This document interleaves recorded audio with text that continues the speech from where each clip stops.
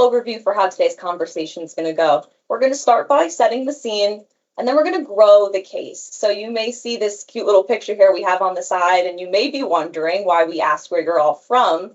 If you're from New England, like Mary, I, and Evie are, it's cold and gross, and we want to pretend it's happy and spring and colorful out. So you'll see that theme continue throughout our entire discussion today.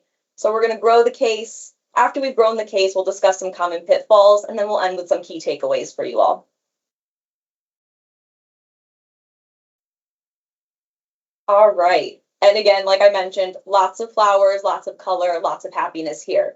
So before we actually jump into what we're going to discuss, our conversation today is going to work kind of with dual allegations happening. So I'll be presenting one allegation, Mary will be presenting another allegation, sourced completely separately, and we're going to kind of explain how we could use the same framework to go through both of those instances.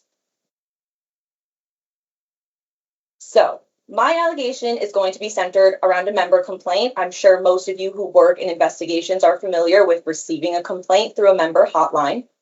Mine specifically is going to revolve around ABA services. So we had a member contact a compliance hotline, again, all fabricated data, regarding billing for their child.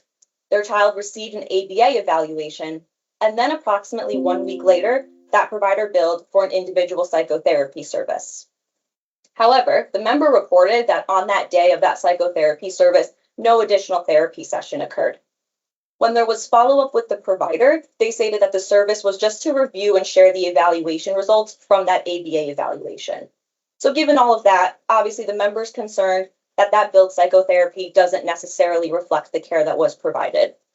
And if members did that all the time, we would be busy, busy people.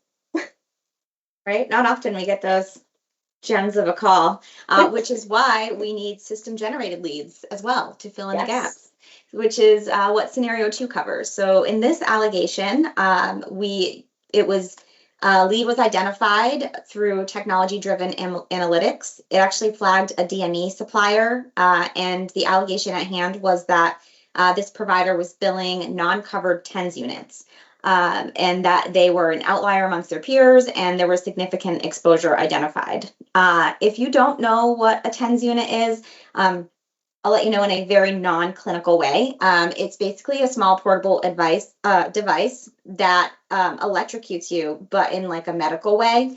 They're used to relieve pain, and they work to disrupt the pain signals to the brain. So they're really kind of a hot item within the DME FWA realm right now. And so if you have not worked a TENS units case, you probably will at some point. But at face value, this allegation seemed pretty straightforward. TENS units not covered, there's billing there.